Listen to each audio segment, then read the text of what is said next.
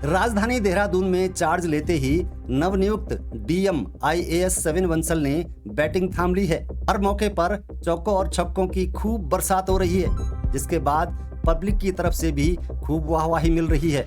Block level तक अगर monitoring ठीक ना हो, हमारे एडीओ समाज कल्याण की संभवतः रिव्यूज़ ठीक से नहीं हुए, तो गांव से ब्लॉक से लोगों को जिला तक आना पड़ रहा है, जो कि उचित नहीं है। उसके लिए हमने इनको लास्ट वार्निंग चेतावनी दे दी है DSWO को, और उनकी जो हमारे फरियादी थे उनका आज शाम तक हम कंफर्म करेंगे कि पेंशन लगी है कि नहीं लगी। इतना ही नहीं, रेफरी की तरफ से दिए जाने वाले इशारों से अब विपक्ष के आरोप के सुर भी कुछ मंद पड़ते दिखाई दे रहे हैं। बड़ा सवाल यह है कि आम जनता से जुड़ी समस्याओं के मंच पर हो रही इस बैटिंग में दूसरी तरफ बैट लेकर खड़ा खिलाड़ी कितना और कब तक सहयोग देता रहेगा?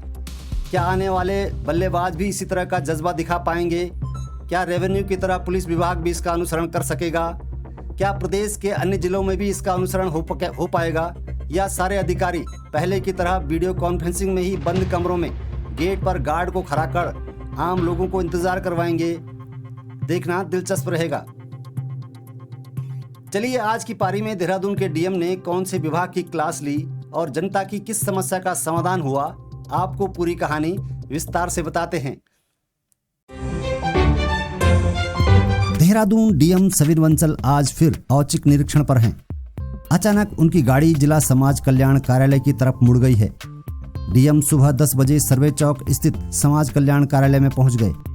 उन्होंने समाज कल्याण विभाग द्वारा दी जा रही पेंशन योजनाओं की ब्लॉकवार आवेदनों की जानकारी ली और पोर्टल पर ऑनलाइन आवेदनों की स्थिति भी देखी।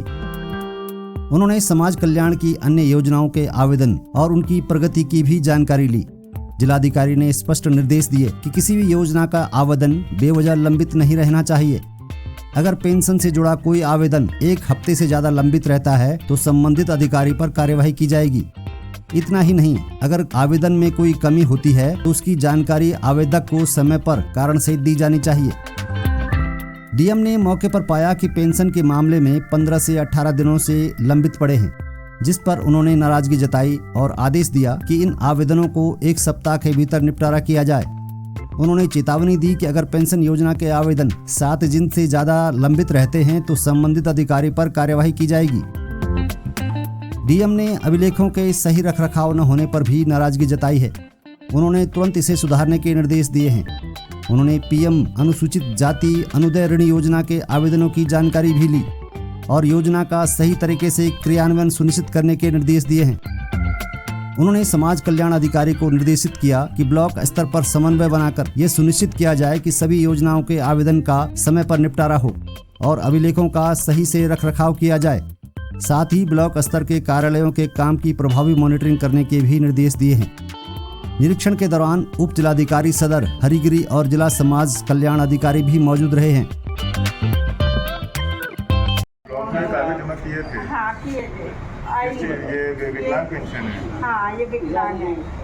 समाज में हमारा एक फोरफ्रंट पे जो सोशल सर्विस प्रोवाइड करता है, उसका एक फ्रंट रनर डिपार्टमेंट है। उसमें हमारी पेंशन्स और लोन्स पर्टिकुलरली वीकर सेक्शंस के लिए दिए जाते हैं। सो पर्पस यही था कि ब्लॉक की जो नर्व्स हैं वो यहाँ से डिटेक्ट की जा सकती हैं। भले ही सिस्टम ऑनलाइन हो गया, लेकिन ऑनलाइन में भी हमें ये चेक करना पड़ता है कि पेंडेंसी कितने दिनों से है। तो इनके तीनों पेंशन्स में 15 दिन की 18 दिन की पेंडेंसी पाई गई है, जो कि इनको वार्न किया गया है कि नेक्स्ट टाइम से मुझे 1 हफ्ते से ज़्यादा किसी भी पेंशन स्कीम में पेंडेंसी नहीं चाहिए।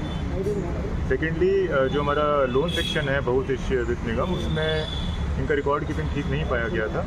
उसके लिए भी इनको वार्निंग दे दी गई है। Next time onward this will not be tolerated और इनके सारे रिकॉर्ड